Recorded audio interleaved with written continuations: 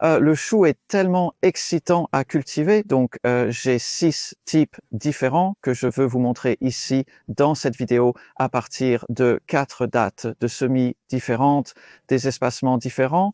Certains sont prêts maintenant, c'est août, et certains ne seront pas prêts à être récoltés jusqu'en mars prochain. Donc vous avez une très longue saison de récolte potentielle. Vous devez connaître vos types.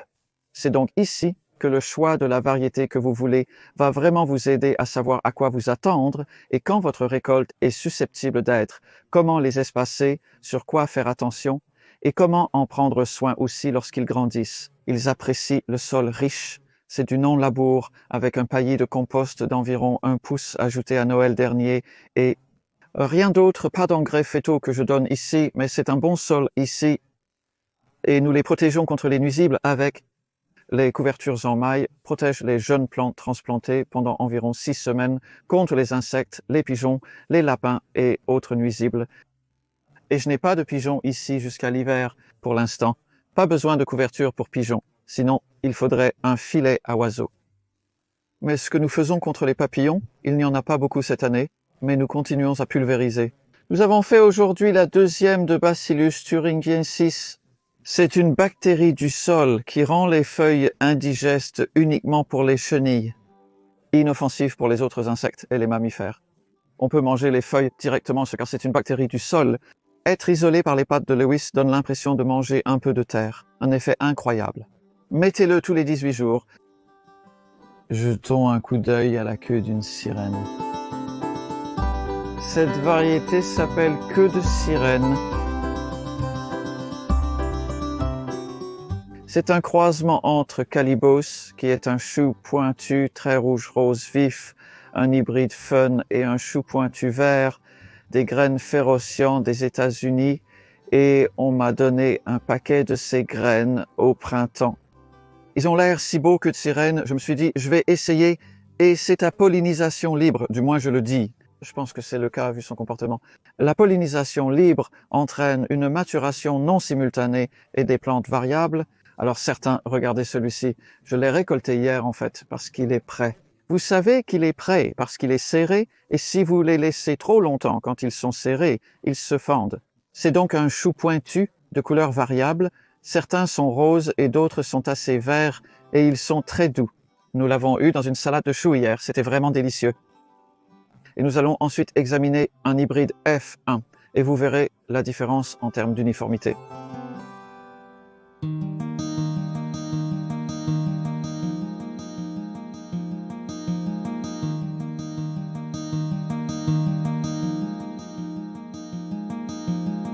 Cette variété s'appelle Stanton. C'est un hybride F1, remarquez l'uniformité.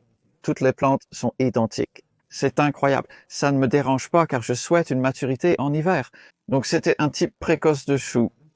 C'est un type d'hiver. Donc il est semé le même jour, semé le 8 mai, transplanté ici le 7 juin. Tous les choux dans ce lit avaient ces mêmes dates et pourtant une variation incroyable dans ce qu'ils font, comment ils grandissent et la date de récolte finale. C'est donc là que cela aide vraiment à connaître la variété et ce qu'elle va faire. Stanton Fun, l'idée est que c'est un peu comme la toundra. Certains d'entre vous pourraient connaître cette version plus ancienne du même objet. Des feuilles légèrement froissées, comme du chou de Savoie. Il forme une tête qui est assez grande mais pas serrée. Donc il résistera à un peu de gel. Je serais ravi de récolter ceci en décembre, car les légumes verts seront rares et précieux à cette période.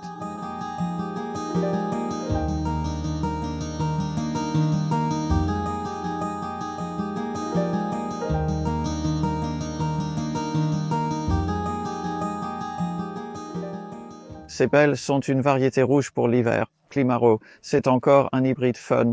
Et une fois de plus, vous pouvez voir cette uniformité et cette vigueur. Des plantes vraiment robustes. Elles ont été semées et plantées en même temps que celles que nous venons de voir.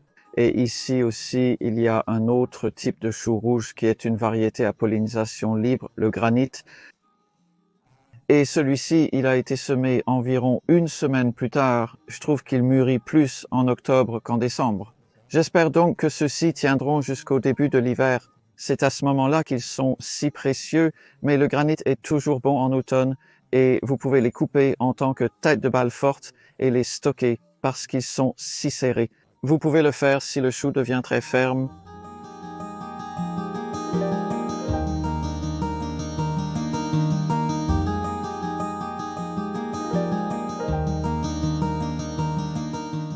Cette variété de chou, je ne connais pas son nom car il est écrit en syriaque sur un paquet de graines qui m'a été envoyé de Bulgarie par un abonné. Je ne me souviens pas de son nom. Si vous écoutez, merci beaucoup.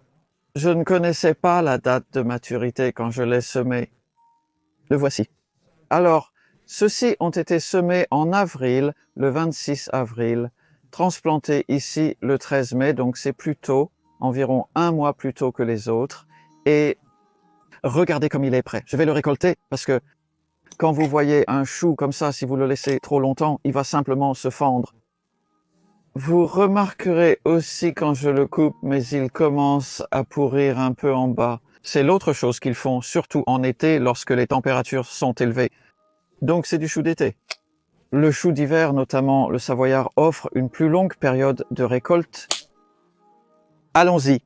Quel beau chou, il est vraiment dense. C'est environ 1 kg, soit plus de 2 livres en poids. Vraiment solide. Et c'est là où ça commence à s'abîmer un peu en bas. Il y a une limace, c'est classique, les petites grises, elles commencent à se rassembler aussi, car elles sont attirées par les feuilles en décomposition. Donc, plus vous les laissez longtemps, plus vous allez avoir de limaces là-dedans. Vous savez, c'est clairement prêt. Pour moi, ça montre une couleur différente, le blanc. Et j'en avais une là-bas, il y a quelques jours, qui commençait à se fendre. Voici un chou mature, une vraie beauté. Je ne sais pas quel bulgare.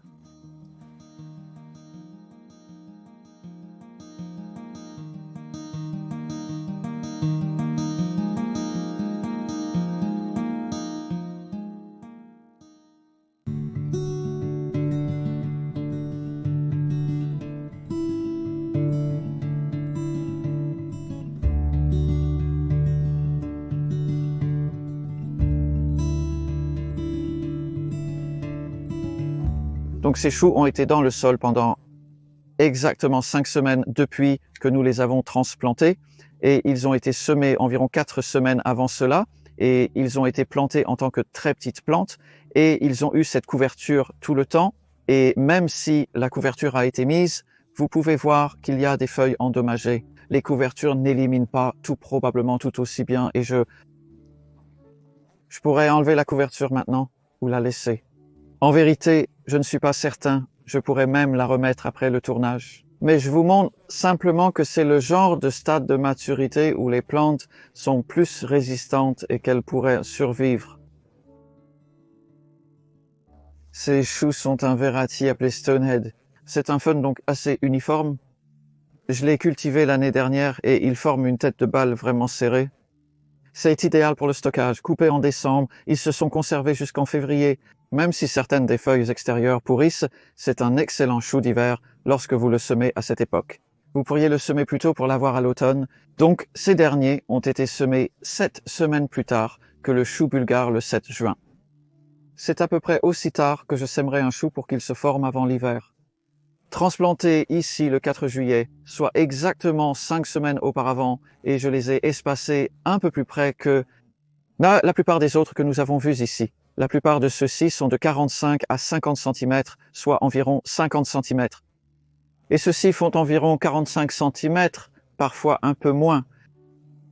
Donc, ceux-ci sont pour la récolte en décembre. Ces derniers résisteront au froid, comme tous les choux en fait. Mais cette variété est vraiment bonne pour une récolte hivernale précoce. Et je peux aussi vous montrer ici, parce que je n'ai pas beaucoup fait cela, contrairement aux autres que nous avons, l'élimination des feuilles de la plante plus bas. Donc j'enlève les feuilles très endommagées comme celle-ci. Je ne suis pas trop sûr de ce qui a fait ces trous, mais je ne pense pas que ce soit une chenille. Et en dessous de celle-ci, il y a une feuille inférieure classique qui devient pâle, jaune. Encore une fois, bien nourrie. La différence est visible par rapport aux nouvelles feuilles. C'est pas si agréable. Donc la plupart du temps, lorsque vous défeuillez, vous enlevez celles qui ont dépassé leur utilité, en gros, pour la plante. En résumé, nous avons désormais une plante splendide qui excelle dans la photosynthèse. Et je pense que si nous la voyons dans environ 5 semaines, elle sera 2 fois plus grande. Ils grandissent vraiment vite. Si vous pensez que c'est une petite plante modulaire, à cela en 5 semaines.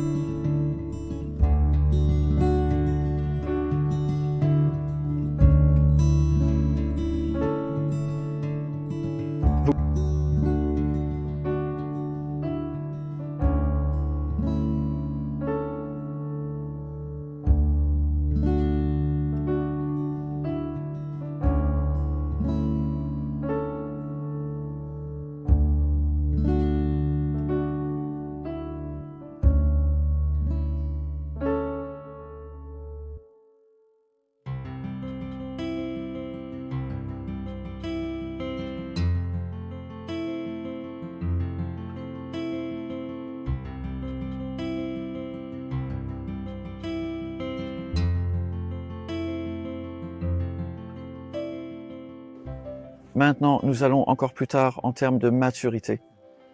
Ceci est un chou de Savoie qui, bien que vous puissiez les cultiver à l'automne, au début de l'hiver, je les apprécie pour leur récolte tardive, aussi tard que mars, voire début avril, avant qu'ils ne commencent finalement à monter en fleurs. Donc les Savoies ont ces feuilles frisées qui sont super savoureuses et croustillantes. Je les aime légèrement cuits à la vapeur, ou vous pouvez les manger crus dans une salade, et parce qu'ils sont légèrement frisés, ils ne sont pas serrés dans une tête ou un cœur, et cela permet à la glace de se former à l'intérieur sans les faire éclater. Donc vous avez un super goût, une capacité de longue durée. J'espère que celles-ci sortiront correctement, comme en février, mars et avril pour la récolte. C'est une variété appelée Wintessa. C'est un hybride F1 blanc F1. Eh bien, j'ai essayé beaucoup de choux frisés à pollinisation libre comme Ormskirk Late, et j'ai 1 ou 2 beaux choux et beaucoup d'autres qui ne font pas grand-chose, pas beaucoup d'uniformité. Beaucoup d'entre eux ne forment pas une tête. C'est ce que je veux. Je ne veux pas juste des feuilles extérieures un peu dures. Et ceux-ci ont été semés le 23 juin, transplantés ici le 22 juillet. Les objets n'ont été enterrés que 18 jours, avec peu de pluie, durant cette période de 2 semaines et demie. On les a légèrement arrosés et vous pouvez arroser à travers les couvertures. C'est un point vraiment utile à propos d'une couverture en maille par opposition à une polaire. J'utilise une maille en été, cela éloigne principalement les insectes et offre un peu de protection contre le vent. Vous pouvez voir à quel point il fait venteux aujourd'hui. Ces plantes résistent bien au vent, mais cette petite protection les aide à pousser plus vite et éloigne les insectes. Je garderai sûrement cette couverture en maille jusqu'à fin août. Et vous pouvez voir que c'est un lit large. Donc, nous avons un peu joué avec des cerceaux pour adapter une couverture de 4 mètres de large. Normalement, j'utilise des couvertures de 2 mètres de large. Et je vais juste mentionner qu'il y a une couverture là-bas que je vois est bien à l'est et je pense que ce sont des chenilles. Probablement ce qui s'est passé, c'est qu'il y avait 1 ou 2 petites chenilles sur les plants que nous avons mis assez petits et heureusement, cela ne s'est pas propagé. Nous n'avons pas pulvérisé ces derniers ou quoi que ce soit avec le bacille. Donc, je les surveille simplement. Ce jardin a besoin d'être désherbé. Cela n'a pas été fait depuis les 18 jours suivant la plantation. Et la plupart des mauvaises herbes que vous pouvez voir ici sont en fait des violettes, des fleurs qui poussent ici en hiver. Je ne suis pas mécontent, mais je vais encercler la plupart.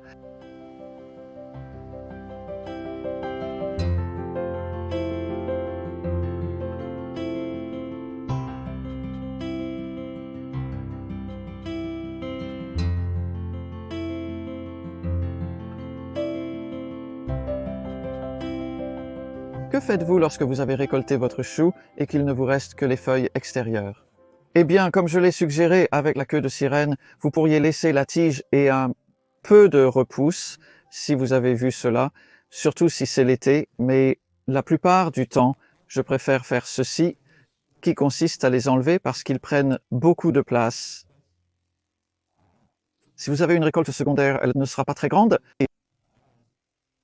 Dans ce cas, par exemple, nous sommes même en début août. Il y a donc beaucoup de choses que vous pourriez encore semer et planter. Cela pourrait être par exemple des épinards ensuite, mais avant cela, nous devons sortir ceci. Comment faites-vous pour sortir ça? C'est sans bêchage. Je ne veux pas perturber le sol. Plus que nécessaire, généralement, si vous tournez... Oh, ça casse. D'accord, d'aller dans cette direction. Je tourne vraiment fort parce que je veux casser le... Waouh, ça ne fonctionne pas non plus. L'essentiel est de tourner. Je ne pousse pas. Je dois juste casser les racines principales. Si je tire, ce serait plus facile. Donc tu pourrais faire ça, mais si tu tires, tu vas beaucoup perturber le sol. Donc je ne sais pas si tu peux entendre ce crissement. Et ce sont les racines qui se cassent. Il y a des tonnes de racines là-dedans. Ces plantes prennent racine très profondément. Tu sais pas de creusage juste parce qu'il y a du compost en haut. Ils ne prennent pas racine uniquement là-dedans. Ils vont très loin en bas. Je vais tirer un peu pour que tu puisses voir ça un peu. Tu sais, il y a le système racinaire de base qui est probablement 1/8 des racines qui sont là-dedans. Donc le reste d'entre elles sont là-dedans. Elles sont en train de pourrir lentement. C'est de la nourriture pour les microbes et de la matière organique pour le sol. Et vous pouvez voir que nous avons été au-dessus des mauvaises herbes sans problème. Donc c'est prêt pour semer, planter à ce stade lorsque vous avez peut-être récolté quelques-uns de plus. Pour résumer, le chou peut être semé plusieurs fois par an à partir de mars, en fait, pour les tout premiers jusqu'en juillet. Et c'est pour les récoltes de fin mai à travers tous les mois d'été, tous les mois d'automne, même jusqu'en avril. Donc c'est des possibilités fantastiques et vous avez une gamme de couleurs et de formes et j'adore comment ils ont l'air là-bas, les feuilles vert foncé froissées et les rouges légèrement différentes en couleur et en texture. C'est une très belle plante et j'espère que vous essaierez de les cultiver. Je vous ai donné un bref aperçu. Les nuisibles comme les chenilles, appelées vers aux États-Unis, peuvent poser problème. Et vous avez besoin de certaines mesures. Les couvertures en maille sont brillantes. Vérifiez et conservez un stock facilement déplaçable. Jetez un œil à mon guide de culture du chou. C'est une partie de mon cours en ligne de la graine à la récolte. C'est sur mon site web